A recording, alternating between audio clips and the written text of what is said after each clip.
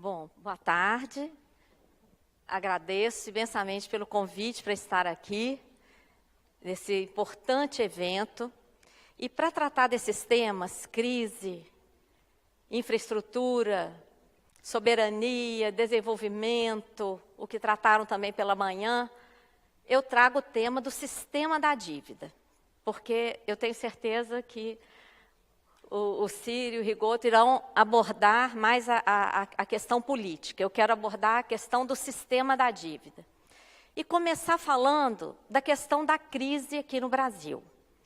Mas, antes de entrar propriamente na questão da crise, lembrar que país é o Brasil, né?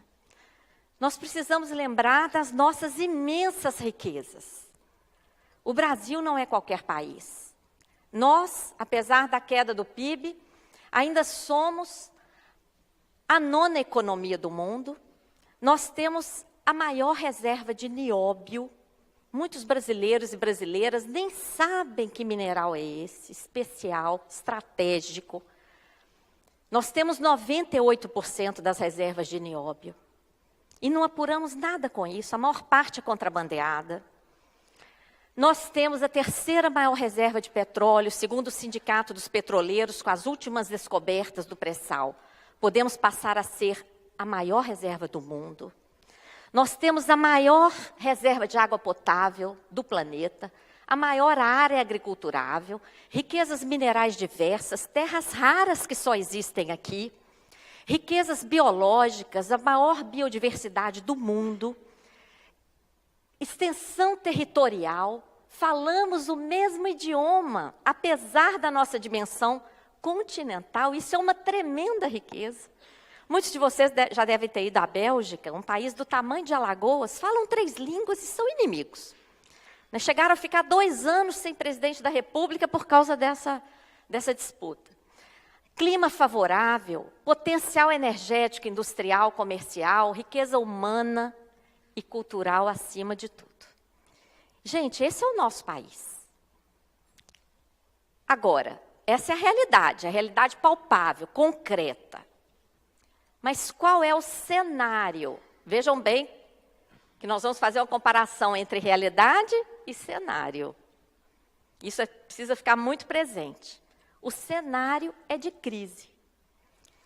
Não é de hoje, mas atualmente uma crise econômica que a gente fala que ela é seletiva, porque alguns setores não estão em crise, os bancos, por exemplo, nunca lucraram tanto neste país.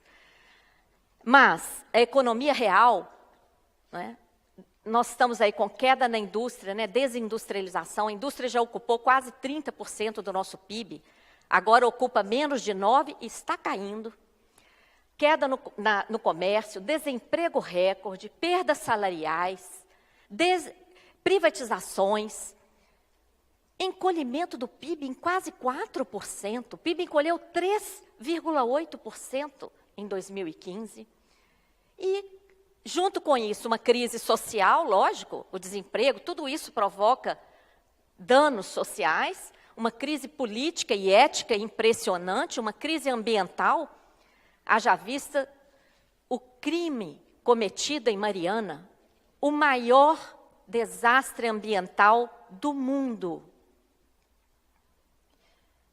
E o remédio para tudo isso, qual tem sido? Ajuste fiscal. Cortam-se os gastos sociais, cortam-se os investimentos, propostas de aumento de tributos, privatizações e, no meio disso tudo, o crescimento acelerado da dívida pública.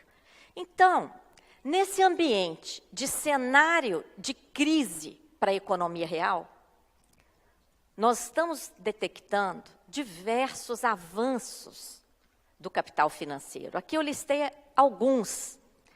Primeiro, os juros elevadíssimos, sem justificativa técnica, política, jurídica, econômica, não há justificativa. É uma opção de destinar riqueza para o setor financeiro nacional e internacional. Elevação do lucro dos bancos. Eu coloco até a foto ali. Agora, nas minhas palestras, eu dei para colocar fotos. O abuso na utilização de mecanismos financeiros. o tal do swap cambial, vocês devem ter visto nos jornais, o prejuízo do Banco Central nas operações de swap, como se fosse uma fatalidade. Não é fatalidade. Eu vou até tomar um minuto para explicar isso, porque a gente tem que ir derrubando esses mitos, né? O que é o tal do swap cambial? É muito simples. Todo mundo se lembra que o dólar estava em R$2? E todo mundo sabia que o dólar ia subir, porque o próprio Estados Unidos havia anunciado que ia fazer um processo de valorização da sua moeda. Então, o dólar ia subir. O Banco Central, então, disse para o mercado financeiro que queria comprar dólar para se aproveitar da valorização. O que ele disse? Não compre dólar, não. Assine esse contrato aqui comigo. Se o dólar subir, eu te pago a diferença. Sem limite. Então, foram centenas de bilhões de contratos. Um prejuízo em um ano de cerca de 200 bilhões de reais.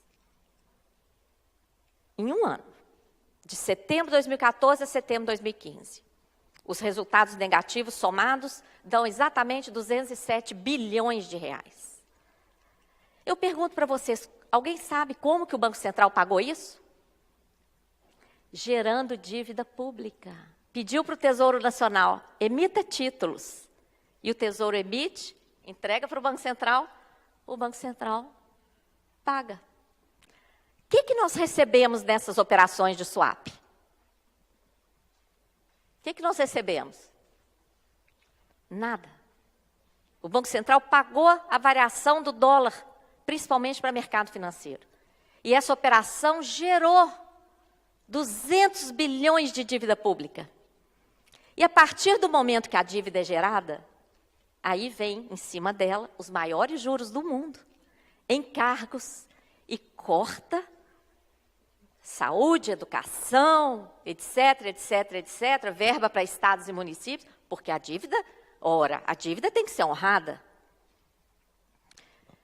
Abuso nas operações compromissadas, que é outra coisa que eu faço questão de explicar, porque é muito importante, que é uma das principais travas da nossa economia hoje. Isso aí é uma política monetária super errada, imposta pelo FMI ao Brasil. O que significa isso? O Banco Central estabelece para o Brasil uma base monetária. Base monetária significa o volume de moeda em circulação e o volume de depósitos à vista. Então, é o dinheiro circulante no Brasil. O Banco Central estabelece uma base monetária de apenas 5% do PIB. É ridiculamente baixa. Por quê? Todos os outros países que têm economia comparável à do Brasil, as grandes economias do mundo, a base monetária chega a 40% do PIB. Então, aqui no Brasil é 5%, então não tem dinheiro para nada. E todo recurso que chega no sistema bancário, que supera esses 5%, o que faz o Banco Central? Retira esse dinheiro e entrega título da dívida para os bancos. Vocês têm ideia qual o valor de dívida nesse tipo de operação atualmente? R$1 trilhão. 1 trilhão. Os juros dessas operações são calculados diariamente e são pagos em dinheiro. Não podem ser pagos com novos títulos como o restante da dívida. Estão sendo pagos. Não poderia também não, mas estão pagando. Então, qual é o dano dessa operação para a economia? Na parte pública, todo o sufoco para fazer o ajuste fiscal está indo para pagar para os bancos em dinheiro esses juros. E, para a economia, aqui, como sindicatos de engenheiros, etc., pode ter empresários aqui, o que vocês acham que aconteceria se esse 1 trilhão que o Banco Central enxuga e esteriliza estivesse no caixa dos bancos? O que aconteceria? Os bancos iriam ficar com esse dinheiro parado? Eles iam querer emprestar. Mas ninguém quer pagar os 200, até 400 de juros que eles querem cobrar. O que aconteceria? O juro teria que cair, senão eles iam ficar com dinheiro na gaveta, sem render nada. Eles iam preferir ganhar pouco, reduzir juros e ganhar pouco, do que fazer isso. Nós já conseguimos que parlamentares apresentassem requerimentos. Qual a justificativa? Qual a motivação? Todo ato público tem que ser motivado. Qual a motivação para 1 trilhão em operações de mercado aberto ou compromissadas? Não há. Então, diante do volume de pedidos, sabe qual é a saída? Ontem o ministro falou nisso lá no Congresso. Criar uma lei para remunerar a reserva bancária. Então, vamos parar de emitir título da dívida para fazer a troca, para justificar o pagamento de juros sobre título da dívida. Vão parar com isso, mas vão criar uma lei para remunerar a reserva bancária. De novo, qual a motivação para remunerar a reserva bancária? Sobra de caixa de bancos, trocando em miúdos? Se faltam recursos para a saúde, para a educação, para a segurança, para investimentos em transporte, etc., etc. Por que eu estou detalhando essa situação? Porque essas operações, gente, só esses 2 exemplos, aqui tem 1 trilhão de dívida, aqui em 1 ano tem 200 bilhões de dívida. Mecanismos que geram dívida pública sem contrapartida. E todos nós estamos pagando. Então, nesse ambiente de crise, o tributo que está lá colocado para ser recriado é a CPMF. Não é a regulamentação sobre grandes fortunas, não é a tributação sobre o lucro distribuído, sobre remessa para o exterior e etc. O que está na pauta é a elevação da desvinculação da receita da União de 20% para 30%. A independência do Banco Central. Se vier isso aqui, ó, já tem uma PEC no Senado, 43. Se vier essa independência, aí vai ficar muito mais difícil resolver os problemas aqui no país, porque aí nós estaremos entregando de vez o Banco Central para o sistema financeiro. Porque hoje, se tivéssemos um presidente da República efetivamente estadista, bastaria chegar no Banco Central e dar ordem para resolver a questão dos juros e desse tipo de operação, simplesmente acabar com a farra. É disso que se trata. Colocar o Banco Central para voltar a ser o Banco Central do Brasil, porque ele está sendo o Banco Central dos banqueiros, né? Só para dar mais um exemplo dessa situação da dívida pública, sem justificativa, agora em março, nesse mês, nós emitimos $1,5 bilhão de dívida externa, com juros de cerca de 8% ao ano. Aí nós fomos investigar para onde foi o dinheiro. Sabe para onde foi? Para ser somado às reservas internacionais, que não rendem nada para o país. E nós já temos 370 bilhões de dólares de reserva. Emitimos mais $1,5 bilhão para ser somado a uma reserva que não rende quase nada ao país, mas nós vamos pagar 8% sobre ela. Qual é a lógica? É por isso que nós falamos que existe um sistema da dívida, né? Em relação à crise, né, muita gente situa a crise na gastança, nos servidores públicos e etc.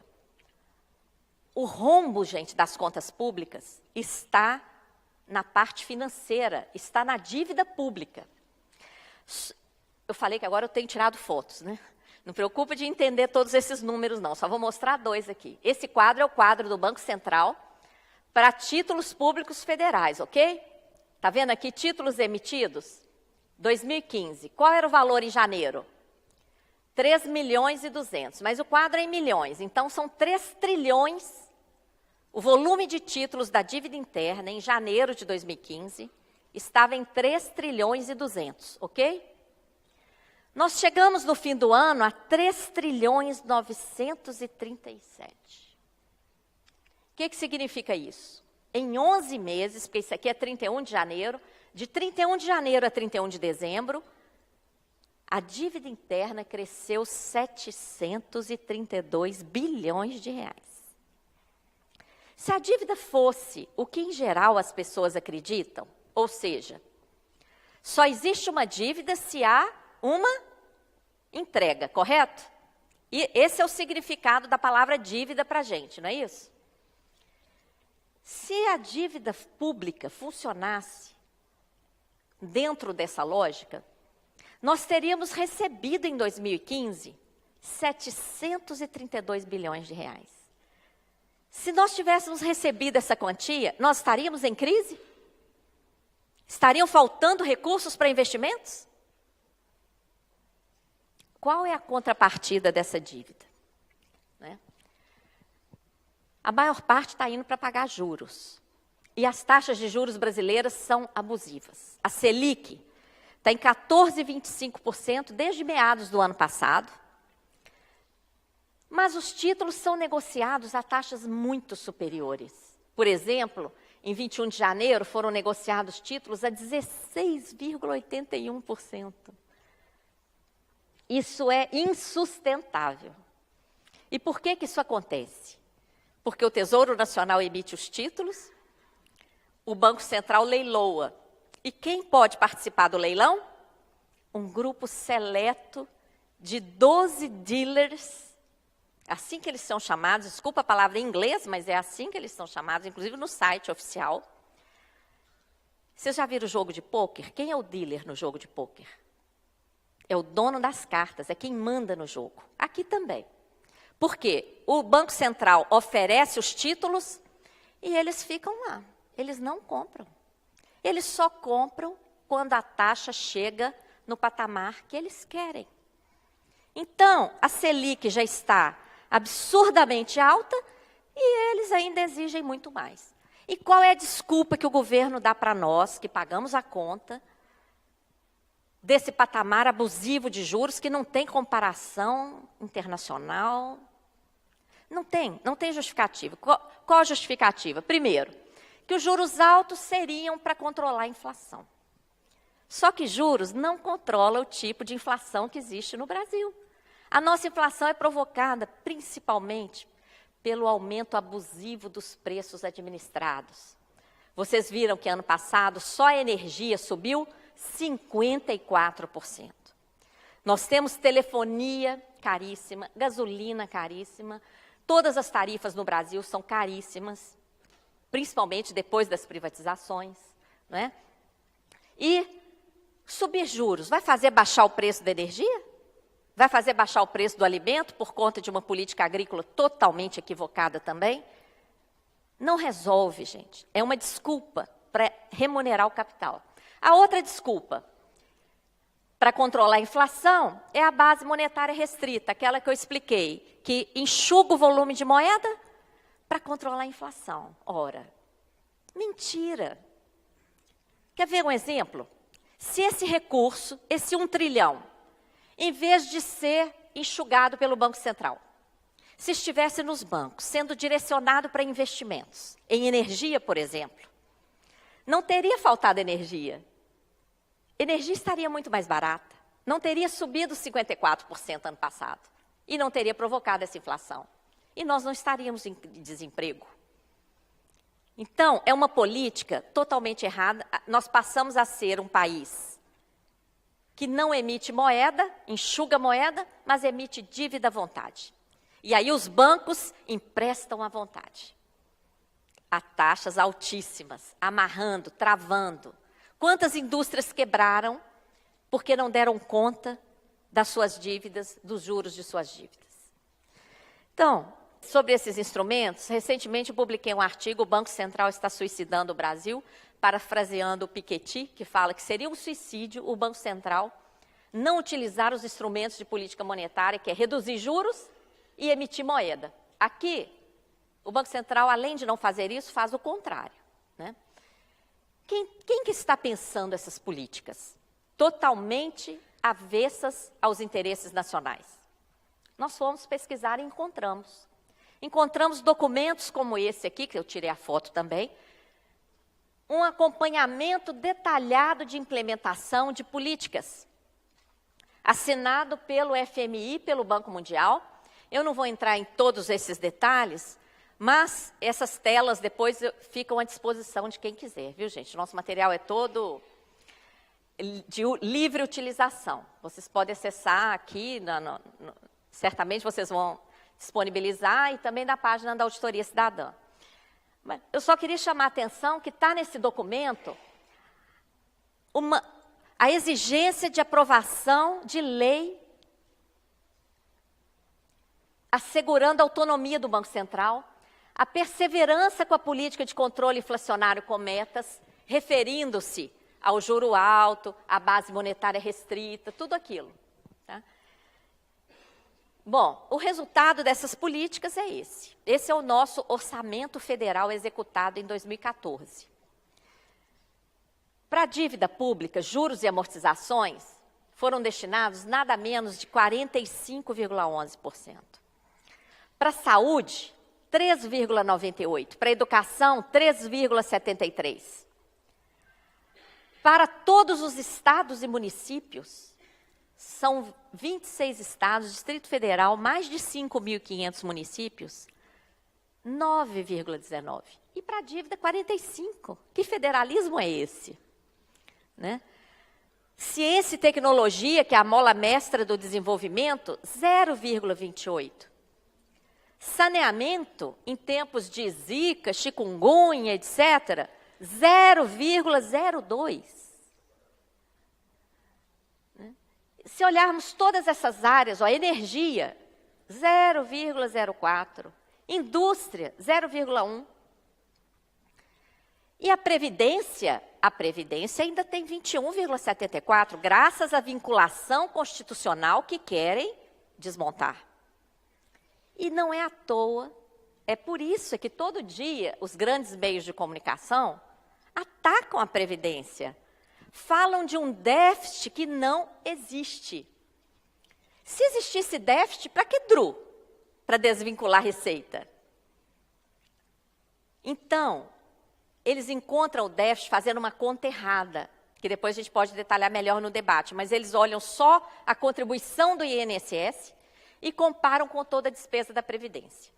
Quando a Constituição diz que a Previdência, junto com a saúde e com a assistência, fazem parte de um sistema integrado que é a Seguridade Social. E a Seguridade Social é financiada por toda a sociedade.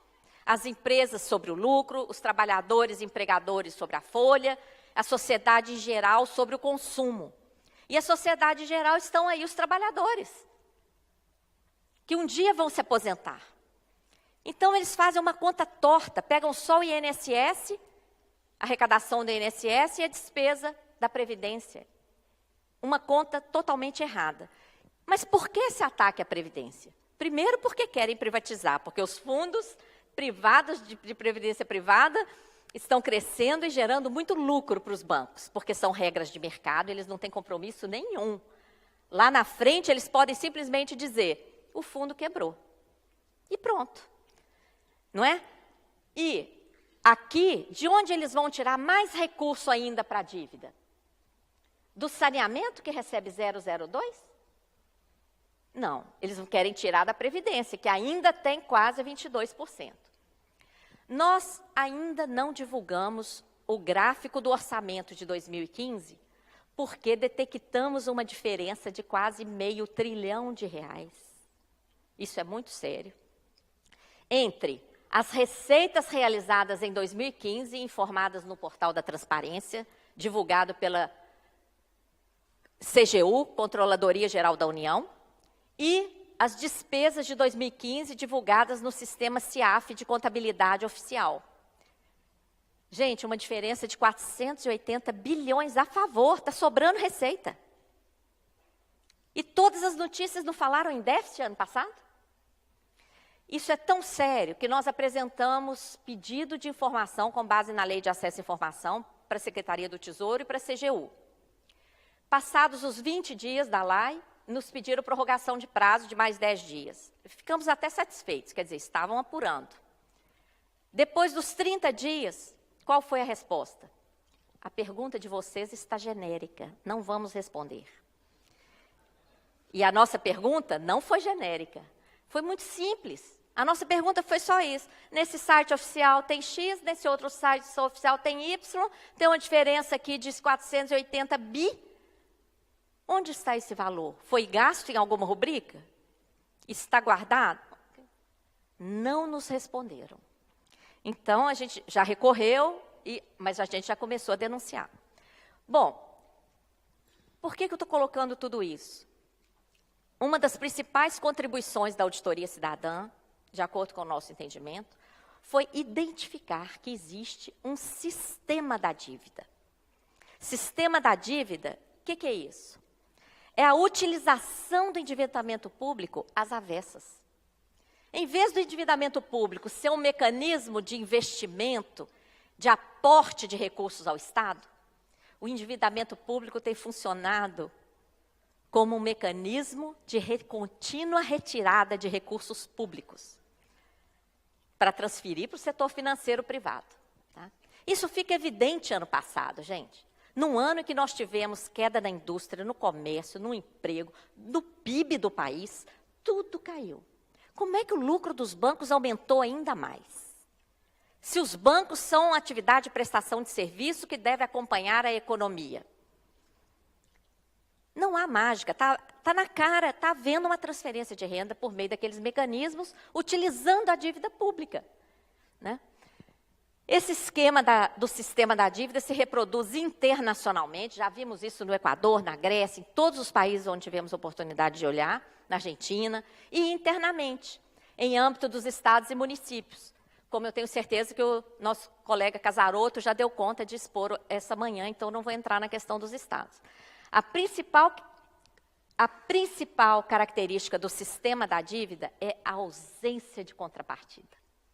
As dívidas são geradas e não há contrapartida para o país. Quem se beneficia? O setor financeiro. Como opera o sistema da dívida? Nós representamos o sistema da dívida por meio de uma série de engrenagens. Por quê? Um vai movendo o outro. O sistema da dívida pauta o modelo econômico, de tal forma que o objetivo do nosso modelo econômico não é pleno emprego, desenvolvimento socioeconômico. Quais as metas do nosso modelo econômico? As metas estéreis de superávit primário, meta de inflação que não combate a inflação que a gente tem aqui, né?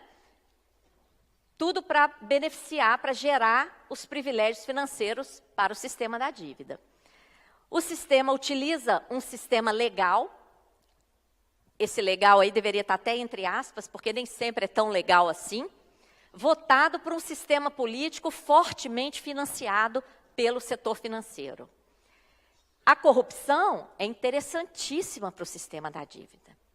Não só porque ela é intrínseca ao próprio modelo, é ou não é um ato de corrupção essa geração de dívida nessas operações de swap cambial para transferir recurso para o sistema bancário?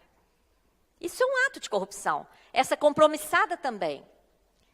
Agora, essa corrupção que sai nos jornais é interessantíssima para esse sistema. Porque hoje, se perguntarmos aos brasileiros e brasileiras por que o Brasil não dá certo, quantas pessoas vão dizer que é por causa do sistema da dívida? E quantas pessoas vão dizer que é por causa do mensalão, do petrolão e etc. Então, a corrupção faz parte, a grande mídia pouco ou nada aborda o sistema da dívida e os organismos internacionais são os gerentes desse sistema. O resultado é uma dominação financeira com graves consequências sociais.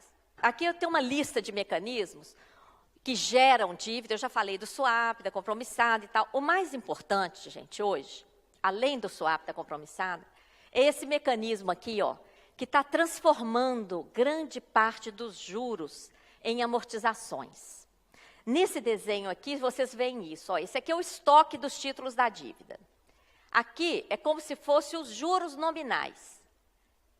O que nós descobrimos desde a CPI da dívida em 2009 e 2010?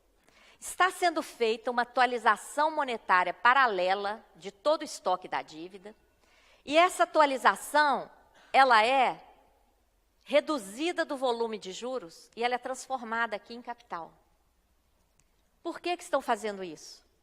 Porque, de acordo com o artigo 167 da Constituição, é proibido emitir título para pagar despesa corrente, como salários, gastos em geral, etc. Com essa manobra aqui, isso aqui, gente, é a mega pedalada de bilhões, centenas de bilhões. E ela acontece, pelo menos, desde 1994, tá? Desde o Plano Real. O resultado disso nós temos hoje uma dívida externa de 555 bilhões de dólares, bruta. Não vai dar para falar da geração dela desde a ditadura militar, mas é importante realçar a estatização de dívidas privadas, a suspeita de prescrição da dívida e a transformação assim mesmo em títulos no Plano Brady, que foram utilizados para comprar as empresas privatizadas, né? A dívida interna, que explode a partir de 94, principalmente por causa daquele mecanismo da atualização monetária automática, mensal, cumulativa, e já atinge quase 4 trilhões de reais. Tudo isso que nós estamos falando aqui não teria a menor importância se não tivesse impacto social. E o impacto é brutal, inaceitável. Um dos países mais ricos do mundo é considerado o mais desigual, 79º no ranking dos direitos humanos, penúltimo no ranking da educação entre os países da OCDE, 128º no crescimento econômico. Nós queremos saber que dívida é essa. Quanto realmente tomamos emprestado, quanto já pagamos, onde foi aplicado o recurso, e só uma auditoria poderá responder. Temos que denunciar a omissão de todos os órgãos de controle. Congresso Nacional, Tribunal de Contas da União, CGU, Ministério Público, olham tudo, menos a dívida. E não é por falta de competência dos seus servidores, não, muito pelo contrário, mas não entra na pauta. Tá? Temos que denunciar também a desobediência a princípios constitucionais da transparência e motivação. Qual é a transparência que nós temos se nós nem sabemos quem detém os títulos da dívida pública? Isso é considerado sigiloso aqui no Brasil. Não sabemos quem detém os títulos. O Banco Central chegou a responder na CPI que não sabia com quem estariam os títulos, porque os títulos são vendidos para os dealers e os dealers vendem no mercado secundário. Aí nós perguntamos, espera aí, se vocês não sabem, para quem vocês estão pagando os juros? Claro que sabem, mas não revelam. Por que compramos títulos da dívida externa antecipadamente com ágio que chegou a 70%? Quem faz isso? Paga uma conta adiantada e paga ágio de 70%. Fizeram isso em nosso nome. Quais dívidas externas foram transformadas em pública? Quem são os beneficiários do swap, que ganharam 207 bi em um ano? Quem são os beneficiários das operações de mercado aberto? E etc. Né? Esse outro gráfico aí é o do lucro dos bancos, que eu já mencionei, né? Um lucro em 2014 foi superior a 80 bilhões de reais. Em 2015, apesar da queda em toda a atividade econômica, aumentou ainda mais. A auditoria está prevista na Constituição, até hoje não foi realizada. O principal passo aqui no Brasil foi a CPI.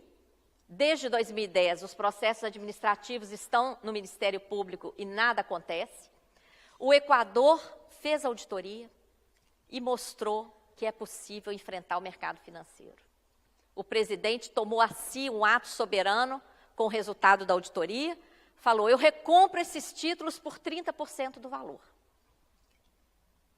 O céu não desabou, o mercado financeiro entregou os títulos, ele anulou 70% da dívida, e o resultado, ó, esse aqui é o último gráfico, viu, André?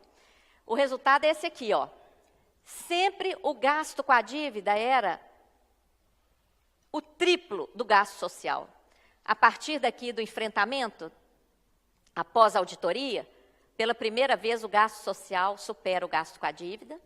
E quando ele anula 70%, olha aqui para onde veio o gasto com a dívida, e o gasto social foi aumentando. Aqui o gasto com a dívida aumenta, o que é importante, porque dizem que quem fizer uma coisa dessa nunca mais tem crédito internacional. Mentira, tiveram. Então, é isso. A estratégia de ação que a gente quer propor é o conhecimento dessa realidade. Por isso que nos esforçamos com publicações populares, cursos, vídeos, etc. Queremos criar uma mobilização consciente, corrigir as distorções do modelo tributário, criar uma frente parlamentar.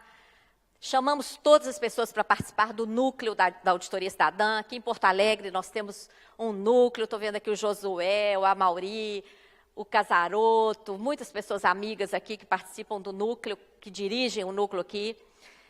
Temos o curso à distância, nós precisamos reivindicar a auditoria com participação cidadã. E nesse momento estamos com a campanha pela derrubada do veto. Porque nós conseguimos incluir a auditoria no plano plurianual e Dilma vetou. Não é nem a convocação da auditoria ainda, é só a inclusão no plano. Foi vetado. Então, nós estamos com essa campanha, convidamos a todos para assinar, enviar mensagem para os parlamentares. Nossas publicações estão à disposição e agradeço, peço desculpas que eu passei do tempo, André. É urgente e necessário sair do cenário de escassez.